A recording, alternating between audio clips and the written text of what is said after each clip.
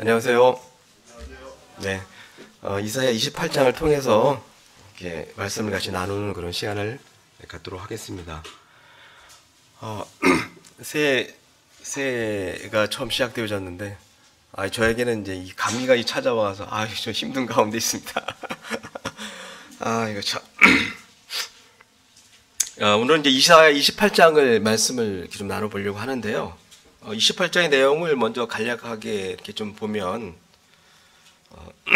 하나님이 이사야 선지자를 통하여 이제 북이스라엘과 남유다를 향한 경고의 메시지를 이렇게 좀 선포합니다. 이러한 가운데 그 북이스라엘 멸망을 지켜봤던 남유다가 또 그곳 가운데 있는 지도자들이 이 말씀들 앞에 회개하고 돌이키는 그런 일들이 있으면 참 좋았겠는데, 그렇지 않고 이렇게 지나가는 모습들이 있었어요. 이러한 것들을 그대로 이렇게 하나님의 주권과 섭리대로 진행을 하게 되어지면서 하나님이 그 알곡을 걷어들이는 그런 농부의 심정으로 일들을 어떻게 다루시고 하는지에 대한 교훈들을 좀 살펴보도록 하겠습니다. 1장 1절부터 좀 보겠습니다. 말씀 좀 읽어보면, 에브라임의 술 취한 자들의 교만한 멸류관은 화 있을진저. 에브라임, 사마리아, 그리고 사마리아 성은 이제 북이스라엘을 대표하는 말이기도 해요. 솔로몬 이후에 이제 그 북이스라엘과 남유다가 나눠지는 가운데에 이렇게 있는 가운데에 아마 북이스라엘에게서는 그 예루살렘에 대적할 만한 그러한 성들을 갖추고 힘을 키우기가 많이 주력이 되어졌던 것 같습니다. 그래서 이제 옴므리 왕조를 통한 그 이후에 보면 아합이죠. 아합과 그 후에 보면 그들이 어느 정도 세력이 왕성하게 되어졌을 때 그때의 어떤 시점의 모습이었던 걸로 이렇게 좀 보여졌어요. 그때 이제 비로소 그들이 어떤 국가의 형태를 갖췄고 힘이 있고 그러는 것의 외형적인 모습들로는 좀 강성해지는 것 같았지만, 그들의 내면적으로 볼 때는 참 우상 숭배가 정말 창궐하게 되어지고 타락하는 그러한 시점이었던 거라고 이게 보여집니다. 그래서 근데 그들이 볼 때에는 강성하고 힘이 있게 보여졌지만, 하나님이 보실 때에는 술 취한 자들의 교만한 멸류관이라고 이렇게 말씀하십니다. 그들은 계속해서 이제 왕성해질 것 같고 힘있게 되어질 것 같았지만, 하나님께서는 쇠잔에 가는 꽃 같으며 화가 있을 거라고 말씀을 하시는 그런 장면으로 이렇게 보여줍니다. 아마 이제 북이스라엘 보면 이제 예후 왕 때에 잠시 나타나지는 것을 비교할 때 그들은 이제 나름대로 만족감과 자신감이 있었던 것 같아요. 하지만 그들은 이미 하나님을 떠난 자였기 때문에 그들이 말하는 영화라는 관처럼 영원할 것 같았지만 쇠잔해고 멸망하는 가운데로 흩어질 밖에 없었던 그런 모습이었습니다. 그런 그들을 향하여 2절에 보면, 보라, 주위에 있는 강하고 힘 있는 자가 쏟아지는 우박같이 파괴하는 강풍같이 큰 물이 넘친 같은 손으로 그 멸류관을 땅에 던지리니. 하나님이 이들에게 이 아수르라는 그런 나라를 통해서 다스리겠다는 말씀으로 이렇게 보여집니다. 그들은 아수르에게 집합할 것이고, 그들이 이렇게 영화롭게 생각되어지는 그 멸류관은 4절에 나와져 있는 말씀처럼 여름 전에 처음 익은 무화과와 같으리니. 무화과 열매 먹어보신 적 있어요? 좀 먹어봤는데 달콤하더라고요. 하지만 그 껍데기는 되게 좀 연약하게 쌓여져 있어요. 그리고 그 결실로 되어져서 아주 맛있게 되어질까지 그 시기는 아주 짧은 것 같더라고요. 그래서 곧 이렇게 상하죠. 그 이제 하나님 없이 되어지는 이러한 영광스러운 모습이나 강성한 모습들이 이렇다는 거예요. 이것들이 볼 때, 이제 세상에서 볼 때에, 세상은 늘 우리에게 좋고 강하고 힘 있는 것들을 원하는 것 같습니다. 지금 우리 살아가는 세상도 그런 것 같아요. 하지만 그건 왜 그러냐면 이제 그런 욕망과 죄 가운데 있는 것이 세상이니까요. 그러니까 북이스라엘 모습들이 그렇게 가지만 그것을 바라보는 더 큰 힘의 그 세력에서 볼 때에는 아주 이렇게 공격할 만한 대상이고 곧 이렇게 없어질 만한 것이라 생각합니다. 이 북이스라엘 쳐다보고 있었던 당시의 신흥 국가인 아수르가 볼 때에는 정말 이렇게 얼른 따서 먹을 것과 같은 그러한 표적의 대상이었던 것 같아요. 그래서 곧 그렇게 짓밟혀진 것으로 이렇게 보여집니다. 그들에게 지켜줄 만한 유일한 하나님을 떠난 결과가 이렇게 됐다고 생각되어집니다. 네, 5절과 6절을 살펴보면서 좀 보도록 하겠습니다. 5절 보면 그날의 만군의 여호와께서 자기 백성의 남은 자에게 영원한 멸관이 되시며 그들에게 영원한 멸관이 되실 분은 하나님 한 분밖에 없습니다. 하나님 한 분만이 영원히 아름다운 화관이 되실 겁니다. 여기서의 그날은 하나님께서 다시 오셔서 하나님의 왕국을 세우려 한 그때에 남은 자들에게 대한 걸로 좀 표시되어지는데요. 이사야 4장에 보면 이스라엘에 피난한 자, 시온에 남아있는 자, 예루살렘에 머물러 있는 자, 곧 예루살렘 안에 생존한 자 중 기록된 모든 사람은 거룩하다 칭함을 얻으리니 그날에 남겨진 자들에게 하나님이 그들에게 이러한 문으로 나타나실 거라고 말씀하고 계십니다. 그 당시에는 어떻게 이렇게 많은 백성에들께까지 하나님의 이런 세밀한 것들이 이렇게 전파되어진지 잘 모르지만 좀 비교해 볼 때 저에게는 참 지금의 이 시대가 참 복되고 감사하다는 생각이 좀 들어집니다. 지금에 정말 성령님께서 우리와 함께 하셔서 참 세밀하게 말씀해 주시고 또 성경이 있어서 우리에게 주님의 뜻을 분별할 수 있는 이런 기회 가운데 산다는 것이 참 얼마나 감사한지 모르겠어요.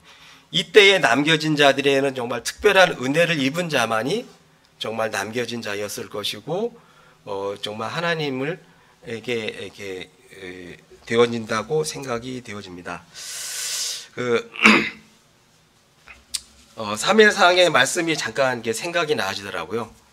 하나님께서 이제 하나님의 등불은 아직 꺼지지 아니하였으며 3일은 하나님의 궤에 있는 여호와의 전에 누웠더니 정말 특별한 은혜를 입은 자들만이 하나님의 이 세대가 넘어가는 가운데에 남겨진 자로 하나님의 뜻을 전하는 자로만 이렇게 세워졌을 거라는 생각이 되어집니다.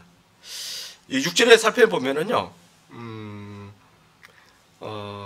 재판석에 앉은 자에게는 판결한 영이 되시며 성문에서 싸움을 물리신 자에게는 힘이 되시리니 또 이제 잠깐 저는 이 말씀을 보면서 다시 오실 주님과 함께 할 때에 그들과 함께하는 주님과 함께하는 그 통치자로서 그리고 또 그분과 함께 그 지도자의 그의 위치 가운데 있을 때에 주님이 주신 능력으로 통치하고 또 주님이 행하시는 그 심판에 함께 참여하는 그런 자로 세움을 입을 수 있겠구나 이런 생각을 좀 하게 되어졌습니다.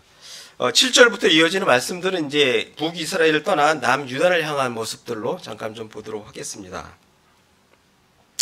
예, 그리하여도는 뭐냐면 이제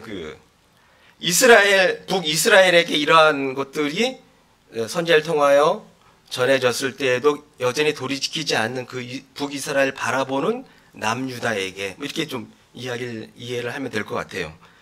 이들은 포도주로 말미암아 엿걸음치며 독주로 말미암아 비틀거리며 제사장과 선지자도 독주로 말미암아 엿걸음치며 당시의 남유다의 그 지도자들이죠. 제사장과 선지자들은 이러함에도 불구하고 하나님의 앞으로 돌이키지 않은 상태인 것들을 좀 이렇게 비춰집니다. 여러분 이제 포도주 이렇게 마셔본 적 있죠? 이제 우리 물론 이제 성찬할 때도 있지만 저 이제 집에 포도주가 지금은 없습니다. 있을 때가 좀 있어요. 그럼 이제 가끔씩 먹어볼 때가 좀 있어요. 달콤하더라고요. 하지만 그것이 또 지나치면 독주가 되죠, 그죠? 우리 육체를 마비시키기도 하고 힘들게도 합니다. 지금부터 한 5, 6년 정도 된 것 같아요. 제가 정말 그 90년에 구원을 받고 난 이후에 술과 담배에 대해서는 이렇게 좀 끊쳐진 것 같은데, 그때 한 번 정말 술을 많이 먹었던 적이 좀 있었어요. 이런 얘기 좀 잠깐 해도 되는지 모르겠는데, 감사가 있었어요. 회사에 직장 다닐 때 감사. 그 제가 이제 그 감사어를 접대해야 되는 상황이었어요. 그래가지고 이제 술을 얼마나 먹었는지 어떻게 먹었어요. 그래가지고 이제 하여튼 집으로 갔는데, 그 다음날 이렇게 보니까 저희 사무실 앞에 있던 뭡니까? 그 어떤 아주머니 있어요. 그랬더니, 아니, 나 팀장 술 먹을 줄 알아? 그러더라고요. 저희 사무실 앞이 6차선이거든요. 제가 술 먹고 거기 막 건너갔나 봐요. 그리고 또 이제 집으로 바로 들어가지 못해가지고 집 앞에 벤치에서 이렇게 잤나 봐요. 새벽에 들어갔다가 나왔던 기억이 나는데, 정말 독주는 사람의 육체를 마비시키는 것 같아요.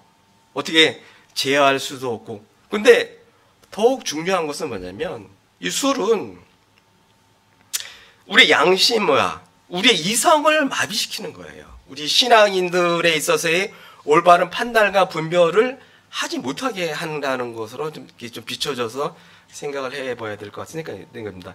이 당시에 남유다의 지도자들에게 이 포도주와 독주로 이렇게 빠져 있는 그들은 올바른 판단을 할 수가 없었어요. 하나님 앞에 올바른 분별을 할 수 없어서 남유다를 잘 이끌 수 없었다는 거예요. 그렇기 때문에 그들에게는 정말 돌이킬 수 없는 일들을 행하는 것들을 그 뒤에 이렇게 쭉 이렇게 보여지는데, 이제 정말 독주의 가장 큰 해악은 육체의 감각의 마비라면, 제가 좀 써놨는데, 영적으로는 양심의 마비를 상징하기 때문입니다.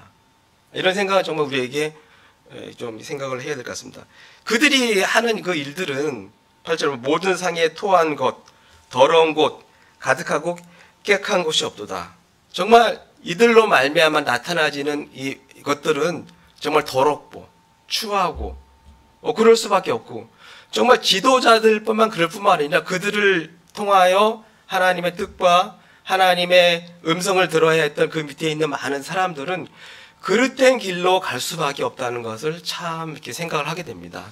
오늘날 우리가 살아간 이 시대에 정말 종교적으로 영적으로 이렇게 앞선 지도자들이 정말 어떻게 잘 분별하고 판단해야 될지에 대하여 좀 생각해 보도록 하는 것이 참 중요하다고 생각되어집니다. 예, 그 후에 이제 되어지면은 그렇게 되어지는 그들에게 구절을 보면 하나님은 계속 선지자를 통하여 그들에게 말씀을 하고 이야기를 했어요. 하지만 구절을 보면 그들이 이르기를, 그가 누구에게 자식을 가르치며 누구에게 도를 전하여 깨닫게 하려는가? 저 떨어져 품을 떠난 자들에게 하려는가? 그들은 하나님의 말씀과 분별들을 나름대로 잘하고 판단하고 다윗의 후손으로 꺼지지 않은 등불 가운데 있다고 여겨지는 정말 교만한 자들이었었어요. 그들은 그들에게 나타난 선지자들의 음성과 말씀들 앞에 이렇게 가져지는 마음 이거예요. 아니, 너 지금 나 누구를 가르치려고 하느냐? 너희들이 가르치려고 하는 형태나 말씀은 정말 어린 갓난 젖단 아이들에게 하는 것과 같이 계속 하느냐? 10절에 아주 자세히 나와져 있죠. 하나님은 경계에 경계를 더하며 너는 정말 하나님을 떠나서 조심해야 된다. 또 교훈에 교훈을 더하며 정말 하나님을 떠나서는 북이스라엘과 같이 멸망할 수밖에 없다. 하지만 그들에게는 이것이 들려지는 그 성인의 음성들을 이렇게 여기면서 지내왔던 겁니다.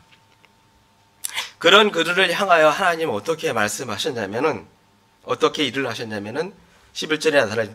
더든 입술과 다른 방언으로 그가 이 백성에게 말씀하리니. 예, 이거는 이제 좀 잘 이해가 안 가서 좀 찾아봤었는데, 이들은 이제 이 당시에 이들을 위협한 아수르겠죠. 그들과 언어도 다르고 행각도 다른 그들을 통해서 다른 방언으로 이 백성들에게 이야기를 하겠다는 겁니다.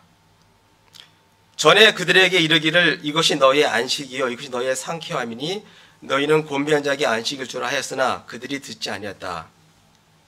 하나님이 그들에게 경계에 경계를 더하며 교훈에 교훈을 더하여 그 말씀만이 그들을 지켜주고 그들에게 안식을 주며 그들에게 평안을 할 수 있었었는데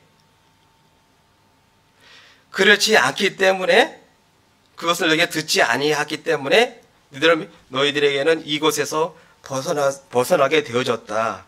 이렇게 말씀을 한 겁니다. 그래서 13절을 보면은 그들이 가다가 뒤로 넘어져 부러지며 걸리며 붙잡히게 하시리니 결국은 그들은 이 교훈과 이러한 경계를 듣지 않는 그들에게는 이렇게 될 수밖에 없는 것들로 이렇게 나타나지는 것들을 이렇게 참 보게 되어집니다. 하나님은 이사야를 통해서만 한 것은 아니라 예레미야나 호세아나 아모스나 미가를 통해서도 충분하게 이들에게 이렇게 말씀을 전해 주셨었거든요. 이런 자들을 향하여 하나님 뭐라고 말씀하시냐면요. 예루살렘에서 이 백성을 다스리는 너희 오만한 자여. 이들을 두고 오만한 자라고 말씀하십니다. 여호와의 말씀을 들어야 된다. 이 오만이라는 것을 제가 사전적 의미로 찾아보니까 태도나 행동이 건방지고 거만하다고 이렇게 표현되어져 있더라고요. 이들은 어떤 마음이었냐면 제가 이제 이런 생각을 좀 하게 됐었어요. 이 뒤에 이제 15절에 나타나져야되는데 이들의 지도자들은 권력이 어떻게 보면 보장이 되어져 있었어요. 그리고 사회적으로 부도 되어져 있었어요. 그렇지만 그들의 마음속에 깊이 가장 두려운 것은 이제 역시 동일하게 사망과 그 뒤에 여기 뒤에 보면은 이제 스올이라고 이렇게 표현되어져 있는데 이것만을 제외하고 나서는 정말 그들에게는 정말 살만한 세상이었다고 생각이 되어졌었어요. 그렇기 때문에 그들이 이렇게 행동할 수밖에 없었다는 생각을 이렇게 좀 생각이 되어졌습니다. 그렇기 때문에 그들에게 선지자들이 나타나서 그들에게 교훈하고 그들에게 경계를 하는 그러한 이야기들은 이제는 지겹다고 표현하고 더 이상 듣기 싫어하고 나 계속해서 들어오고 행해왔는데 뭐 변한 게 뭐가 있니? 우리 지금 잘 되고 있는데 저 이제 이 말씀을 좀 보면서 저에 대해서 좀 생각이 들어지더라고요. 지금 이제 이사야 말씀을 계속 들어보고 하다 보면은 정말 이스라엘 백성이 이렇게 해가지고 혼나는구나. 이스라엘 백성이 정말 이렇게 하면 안 되는구나. 저도 저한테 그러는 거예요. 너 지금 살만하지 않니 그냥? 여러분 안 그러십니까? 2023년도 오고 2024년도 역시 오잖아. 저도 참 깜짝 놀랐어요. 이 사람들이 갖는 마음이나 저의 마음이나 별반 다르지 않더라고요. 하지만 하나님 분명하게 아주 우리에게 간단하게 경계에 경계를 더하고 교훈에 대한 이야기를 하지만 이것에 따르지 않을 때 다른 방언으로 우리에게 언제든지 오실 수 있고 하나님의 계획 가운데 진행되어지는 이 교훈은 절대 잊지 않아야 된다고 생각이 들어집니다. 이런 자들에게 오만한 자라고 표현하십니다. 정말 하나님 제가 교만하고 오만한 자이군요. 하나님께서는 이 뒤에 이제 그래도 계속해서 이스라엘 백성들에게 대하여 계속해서 선지자를 보내고 남은 자들에 대한 약속을 한 것은 하나님은 우리들을 향한 이스라엘 백성들을 향한 약속이 있으셨었어요.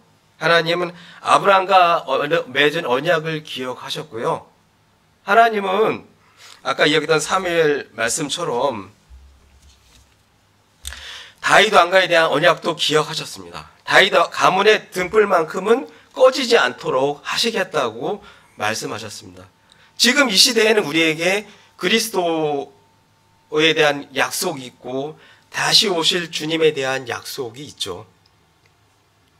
하지만 그럼에도 불구하고 이 예루살렘 백성, 남유다 백성들은 하나님의 언약을 잊고 그들에게 의지할 만한, 그들의 눈에 비춰 보여질 만한, 그들이 손을 뻗었을 때 만질 만한 강대국에 대한 언약에서 벗어나지 못하는 것들을 보게 됩니다. 그들은 그 아수리의 위협 가운데에 애국과 손을 잡게 되는 일들이 있죠. 결국은 그들은 아수르와 바벨론에 의하여 하나님의 다루심 가운데에 놓여지는데, 그렇습니다. 15절 보면 그들은 이렇게까지 이야기를 하고 있어요. 너희가 말하기를 우리는 사망과 언약하였고 스올과 맹약하였은즉 넘치는 재앙이 밀려올지라도 우리에게 미치지 못하리니.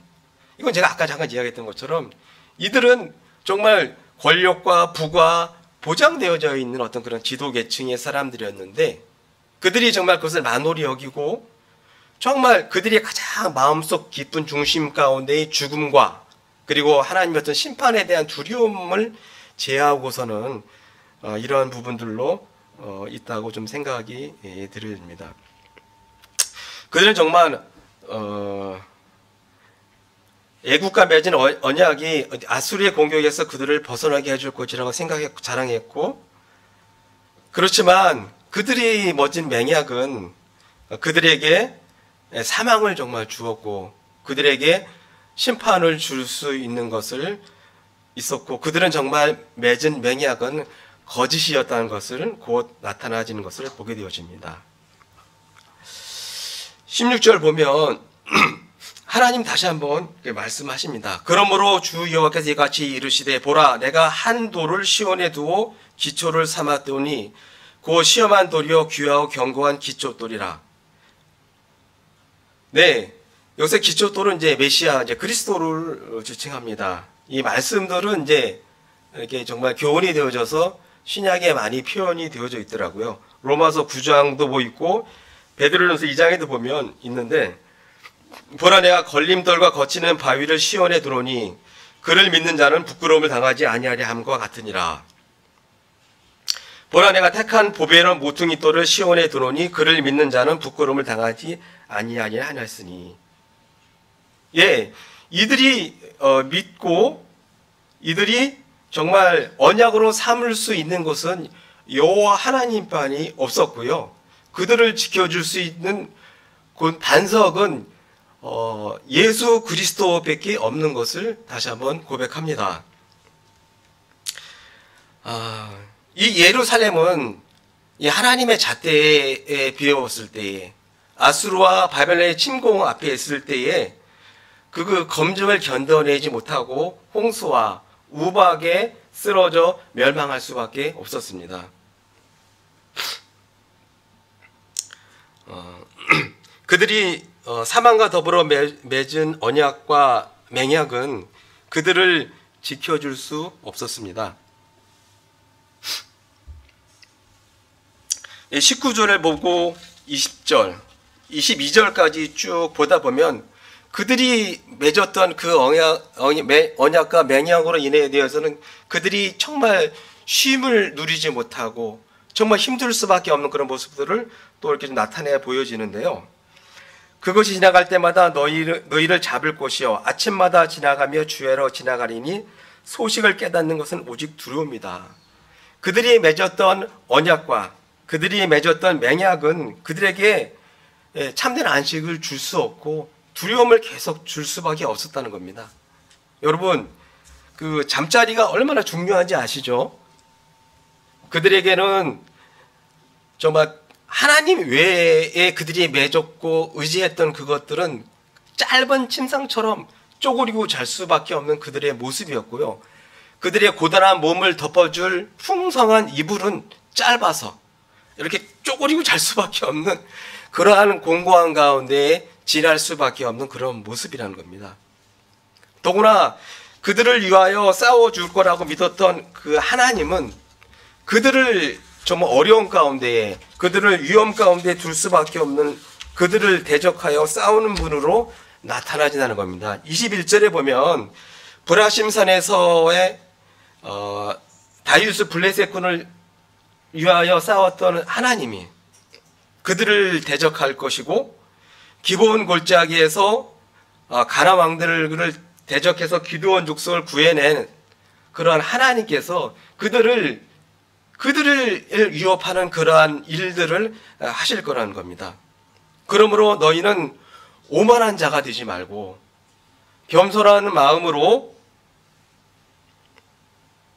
너희들을 대적하기로 작정하신 하나님 앞에 주의 여호와의 말씀을 듣고 돌이키라고 이렇게 말씀을 하십니다.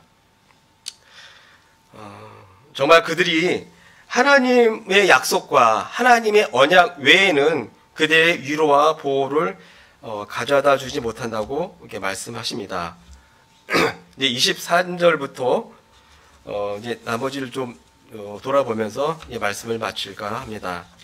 23절에 보면 너희는 귀를 기울여 내 목소리를 들으라 자세히 내 말을 들으라. 24절에 보면 하나님이 파종하는 부분들에 대한 말씀을 하십니다. 뭐냐면은 파종하는 자가 어찌 쉬지 않고 갈기만 하겠으며 자기 땅을 개간하며 고르기만 하겠느냐. 파종하는 자는 먼저 파종하기 전에 땅을 이렇게 고르는 일들을 하죠. 하지만 계속 고르는 일만 하지는 않는다는 겁니다. 여기서 이런 뭐란 거냐면 이제 땅은 이제 우리를 표현하기도 하고 우리 인생에 대한 표현을 하기도 하지만 하나님 우리에게 공고하고 어려운 일들이 우리에게 닥쳐질 수는 있지만 계속해서 이 일들이 있지는 않다는 겁니다. 우리가 당하는 시련은 우리의 삶에 대하여 우리가 돌이키고 우리가 씨를 맺을 만한 그러한 땅이 될 때 하나님의 그러한 시련들은 멈춘다는 어떤 하나님의 섭리를 보여준다고 이렇게 보여집니다. 또 25절에 보면 이 지면이 평평하게 되었으면 소회향을 뿌리고 대회향을 뿌리며 이렇게 뿌려 심는 그러한 종자도 있는 것 같아요. 그리고 소맥과 대맥은 정한 줄을 따라 심고 또 가를 따라 심고 보리와 밀도 또 심는 방법도 그 씨에 따라 다르다고 이렇게 좀 분별이 되어집니다. 이는 하나님이 그 모든 그 씨와 그 종류에 따라 심는 방법과 농사 짓는 방법이 다 다르게 그 일들을 하신다는 겁니다. 하나님 우리에게 구체적인 필요에 따라 알맞게 훈련하고 신중하게 선택하신다고 이렇게 보여지는 그러한 장면입니다. 27절에 보면 또 이제 이것들을 심고 난 이후에 추수할 때에 대한 모습으로 나타나집니다. 소유향은 도리깨로 털지 아니하며 대유향은 수레바퀴로 굴리지 아니하고 또 작대기로 떨고 막대기로 떨며 또 이것을 추수하는 그러한 방법들도 다 다르다는 거예요. 하지만 이러한 모든 방법들에 대한 기준은 이 곡식, 알곡들을 다치지 않고 보존하면서 이 알곡을 거둔다는 그런 겁니다. 하나님은 우리들에게 땅을 다루는 일도 있고 심는 일도 있고 여러 가지 우리에게 부담스러운 그 일들도 우리에게 있을 수 있지만 결국은 우리들을 남겨진 자들을 보호하고 또 나중에 다시 오실 그때에 함께하기 위해서 잘 보존하기 위하여 이 모든 일들을 주관하시고 진행한다는 것으로 이렇게 좀 비춰지고 좀 보여진 것 같습니다. 정말 이스라엘이 하나님 한 분으로 감사하고 만족하고 소망을 두지 않았기 때문에 하나님께서 이사야 28장을 통하여 이렇게 다루고 일하셨다고 이렇게 생각이 되어집니다. 29절에 보면 이도 만군의 여호와께로부터 난 것이라 그의 경영은 기묘하며 지혜는 광대하니 우리는 정말 하나님이 하신 일들을 다 이해할 수는 없다고 생각이 들어집니다. 하지만 우리가 잊지 말아야 할 것은 우리가 인정하지 못하고 잘 보여질지 못하더라도 그 하나님을 어떤 상황에서도 신뢰하고 또 그 믿음에서 끊치지 않고 나아간다면 우리가 남겨진 자로 하나님 앞에 설 거라는 생각이 좀 들어집니다. 저는 이제 이 말씀을 하면서 그 예수님에 대하여 그리고 사도 바울 형님에 대하여 또 이것을 교훈으로 저에 대하여 잠깐 생각을 하게 됐었습니다. 하나님은 하나님이시면서 창조주이신 주님이 모든 것을 버리고 비워서 이 땅에 오셔서 온전히 하나님의 말씀만 듣고 채워지는 그 예수님의 삶을 이렇게 좀 보게 됐습니다. 그리고 결국에는 하나님께서 그 예수님에게 나타나진 그 모든 영광으로 채워지셨죠. 사도 바울 형제님도 그 예수님의 삶을 보며 자기가 지내왔던 모든 부분들을 해악으로 여기고 이제 예수님만으로 채워지는 그러한 삶을 사는 것을 이렇게 돌아집니다. 저도 이제 그거에 비해서 이제 뭐 간이 견주어 볼 수는 없지만 지난 한 해를 이렇게 제가 돌아봤을 때에 제가 기도 제목으로 생각되어지고 비춰졌던 부분들이 저는 정말 비워지고 저는 정말 더 부끄러운 모습들로만 많이 나타나줘서 했지만 하나님께서 하나님으로 이렇게 채워지고 더해지신 부분들이 하나님께 영광을 돌릴 수 있는 부분들로 나타나는 것들을 조금 보게 됐습니다. 이제 저희들에게 남겨지는 그 삶들이 정말 저희들은 비워지고 주님으로 더욱 채워지고 풍성해서 주님께 영광 들려지는 그런 삶들을 되어지고 교훈되어진 그런 생각이 되어져서 잠깐 말씀을 나눠본 것으로 하겠습니다. 마치겠습니다.